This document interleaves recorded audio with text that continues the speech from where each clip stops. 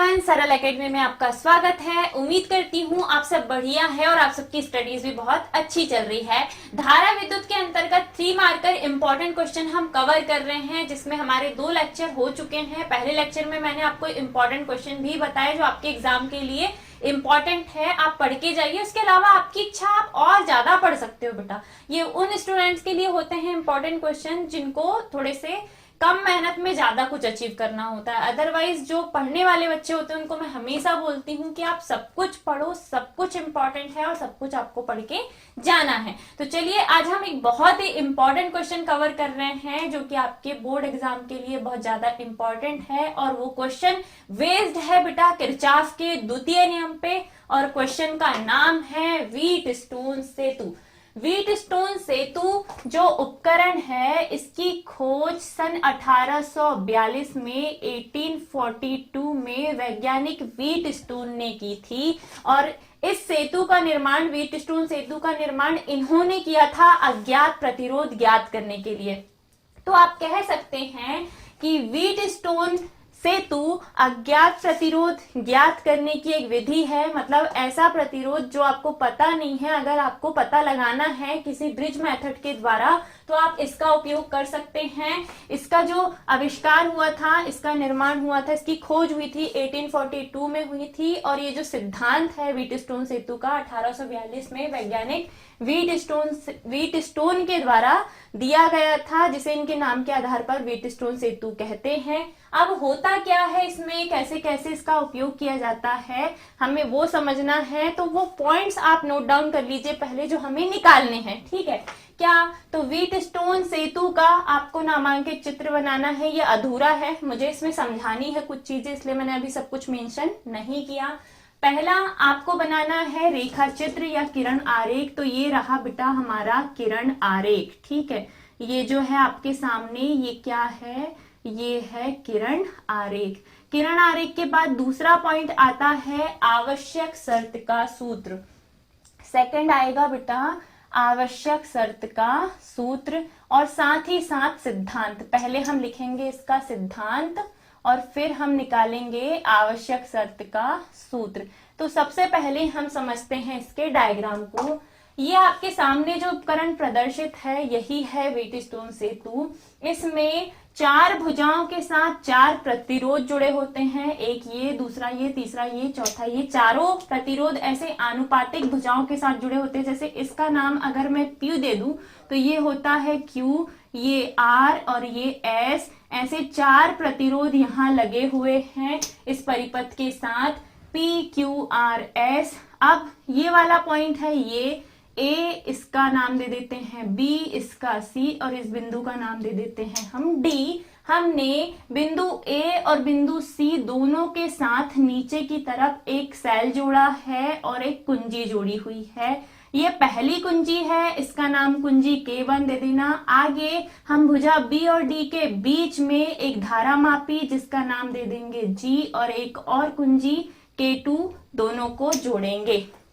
क्या क्या है, चित्रानुसार व्हीटस्टोन सेतु प्रदर्शित है जिसमें 4 अज्ञात प्रतिरोध P Q R S 4 भुजाओं के साथ जुड़े हुए हैं। भुजा A और भुजा C के बीच में हम सेल और कुंजी लगाते हैं, और कुंजी K1 सेल के साथ कनेक्टेड है। आगे भुजा B और D के बीच में हम एक संतुलन जैसा, एक ब्रिज जैसी भुजा लेते हैं जिसमें हम एक धारा मापी G और कुंजी K2 जोड़ते हैं। इस प्रकार ये जो परिपथ दिखाया गया है यही है व्हीटस्टोन सेतु। अब होता क्या है, जैसे ही हम कुंजी K1 को दबाते हैं इस सेल से धारा बहने लग जाती है। सेल C के धनात्मक सिरे से धारा निकली, धारा है I। धारा I जैसे ही बिंदु A पर पहुंचती है, इसके पास 2 रास्ते हैं। ये प्रतिरोध P और प्रतिरोध R दोनों से होकर गुजरेगी। तो मान लीजिए धारा I बिंदु A पर 2 भागों में बट गई, एक गुजर गई P से होकर और दूसरी गुजर गई R से होकर। तो I को 2 हिस्सों में तोड़ देते हैं। बिंदु A पर पहुंचकर धारा I 2 हिस्सों में बट जाती है, एक I1 और दूसरा हिस्सा I2, ठीक है। 2 हिस्सों में धारा बट गई। आगे I1 धारा जैसे ही बिंदु B पर पहुंचती है, वापस इसके पास दो रास्ते हैं। एक रास्ता है धारामापी G की तरफ और दूसरा रास्ता है Q के तरफ। तो I1 का एक हिस्सा माना IG के रूप में धारामापी G से होकर जाता है, तो दूसरा हिस्सा जो इसका बचा हुआ है I1 में से IG को घटा दीजिए, किससे होकर जाएगा? प्रतिरोध Q से होकर जाएगा। ध्यान से देखिएगा क्योंकि ये पूरी तरह बेस्ड है किरचॉफ के द्वितीय नियम पे और स्लोली समझना है। कुंजी K1 को दबाने पर सेल से धारा निकली, मुख्य धारा बह रही है I धारा बिंदु A पर पहुंची। A पर इसके पास दो रास्ते हैं। अब मान लो 40 एम्पियर की धारा बिंदु A पर पहुंची तो 20-20 एम्पियर में बढ़ गई। हमने माना I1 और I2 धारा के रूप में I धारा बढ़ गई है। ये जो I धारा है ये I1 और I2 के रूप में बढ़ गई। ठीक है, I1 धारा पहुंचती है बेटा बिंदु B पर। B पर पहुंचते से ही इसको वापस दो रास्ते मिले। एक रास्ता प्रतिरोध Q से होकर जा रहा है, दूसरा धारामापी से होकर जा रहा है। अब I1 का कुछ हिस्सा धारामापी की तरफ चला गया, तो जो बचा हुआ हिस्सा है I1 में से IG को घटा दीजिए, वो किससे होकर गुजरेगा? प्रतिरोध Q से होकर। ठीक इसी प्रकार कुंजी K2 को दबाओ, धारामापी से IG धारा आ रही है नीचे की तरफ। ठीक है, धारामापी से होकर आने वाली धारा है IG और इधर से प्रतिरोध R से होकर आ रही है धारा I2 और IG धारा आकर बिंदु D पर मिल गई और दोनों मिलकर आगे बहेंगी किससे होकर? प्रतिरोध S से होकर। प्रतिरोध S से होकर जो धारा बहेगी वो I2 और IG का योग होगा। I2 और IG दोनों मिल गई, दोनों यहाँ आकर जुड़ गई और जुड़कर कहाँ बह रही है? अब प्रतिरोध S से होकर। यहाँ बिंदु C पर जैसे ही इधर वाली धारा आएगी, इधर वाली धारा आएगी, दोनों जुड़ जाएगी और दोनों आगे इस डायरेक्शन में बहने लग जाएगी और इस प्रकार चारों प्रतिरोधों से होकर धारा गुजरेगी। अब हमें क्या निकालना है? हमें मान लो अगर इन तीनों प्रतिरोधों का मान ज्ञात हो तो हम चौथे प्रतिरोध का मान इससे ज्ञात कर सकते हैं। कैसे? तो ध्यान से सुनिएगा क्योंकि यही है व्हीटस्टोन सेतु का सिद्धांत। व्हीटस्टोन सेतु का सिद्धांत कहता है कि सेतु के संतुलन की अवस्था में बीडी भुजा जो इन दोनों भुजाओं और इन दोनों भुजाओं के बीच में है वो ब्रिज का काम करेगी। यहाँ पे बीडी जो है वो क्या है? सेतु। और सेतु की संतुलन अवस्था में, सेतु की संतुलन अवस्था में, अब ये संतुलन अवस्था क्या होती है मैडम? सेतु की संतुलन अवस्था का मतलब है कि इस धारामापी से होकर कोई धारा ना गुजरे, इस रास्ते से कोई भी धारा ना बहे, उसे कहते हैं सेतु की संतुलन अवस्था। और सेतु की संतुलन अवस्था में किन्हीं दो आनुपातिक भुजाओं के प्रतिरोधों का अनुपात, मेरे को इसको लिख के देना पड़ेगा, किन्हीं दो आनुपातिक भुजाओं के आनुपातिक भुजाओं के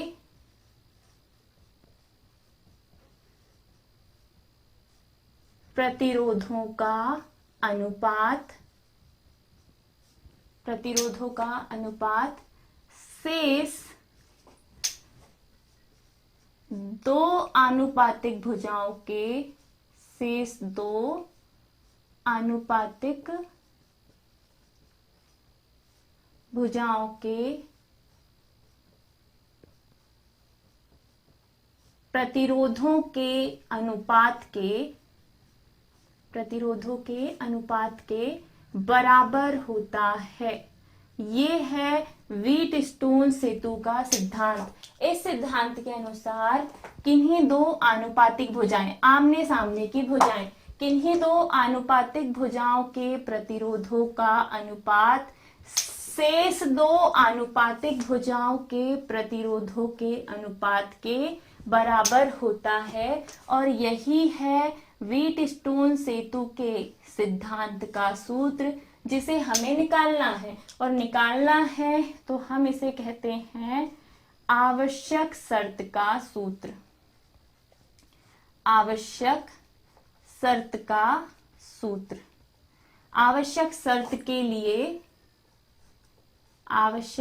के लिए सूत्र की स्थापना। बहुत अच्छे से धीरे धीरे ध्यान से समझिएगा, क्योंकि ये पूरा क्वेश्चन बेस्ड है किरचॉफ के नियम पे।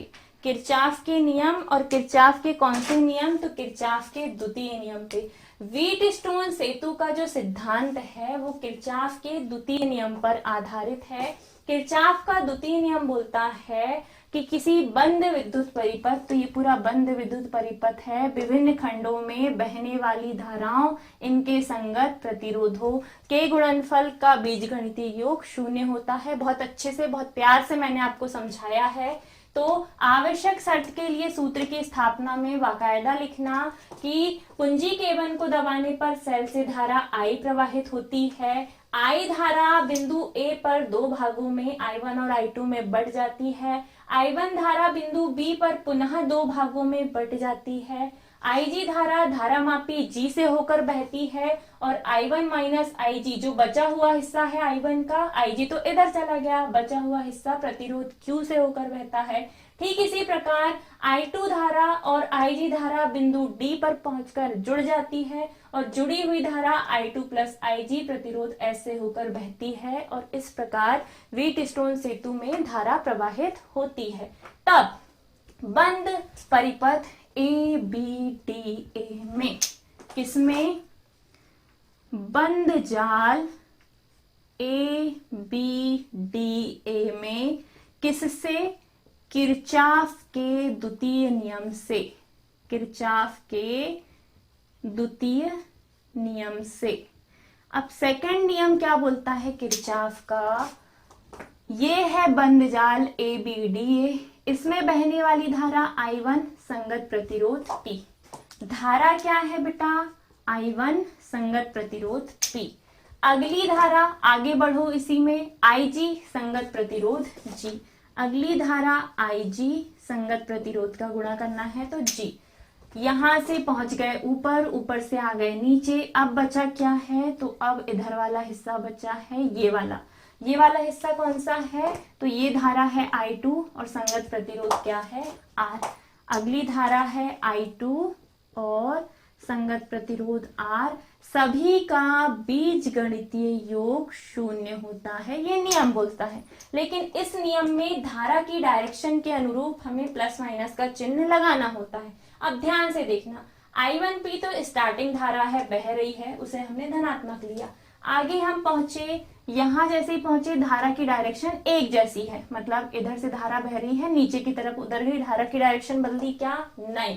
तो प्लस का IG इंटू G आएगा। नीचे की तरफ आओ, I2 धारा और IG धारा आमने सामने आ गई, दोनों एक दूसरे से टकराने वाली हैं। तो जब आमने सामने आ गई तो I2 इंटू R को आपको काय में लेना है? माइनस में, और सबका योग क्या होता है? शून्य।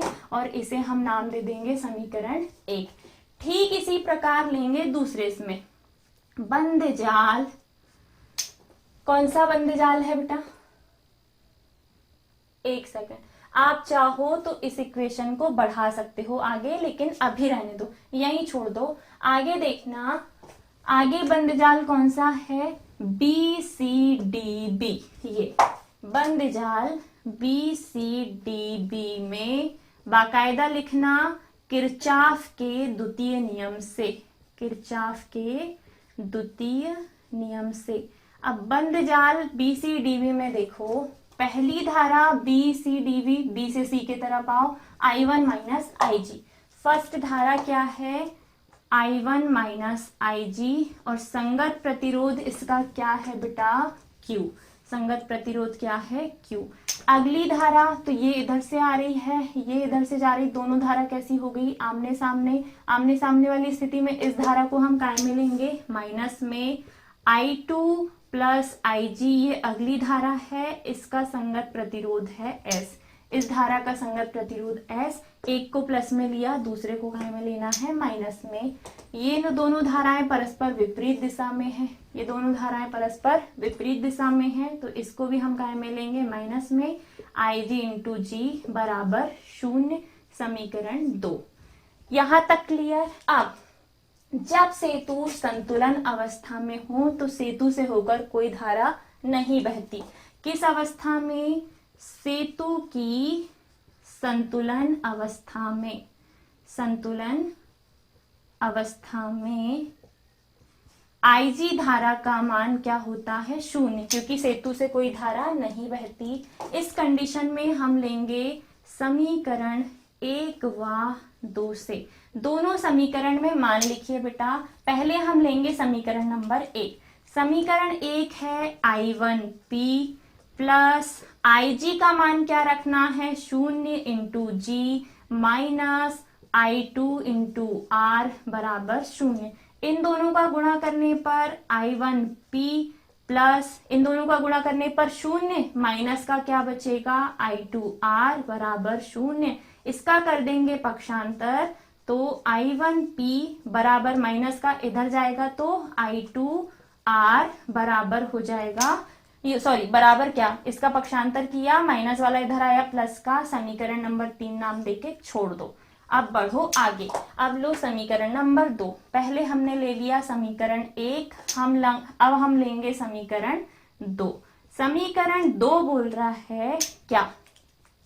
I1 minus IG। लिखिए I1 माइनस IG का मान क्या रखना है? हमें ये वाला रखना है बेटा। IG का मान क्या है? 0 है, इंटू में है Q, माइनस का चिन्ह, I2 है, लिखिए, बीच में है प्लस, IG का मान 0, इंटू में है S, माइनस का माइनस, IG का मान 0, इंटू में है G और बराबर में 0। जहां जहां IG है वहां वहां हमने 0 रख दिया। 0 रखने के बाद क्या करोगे?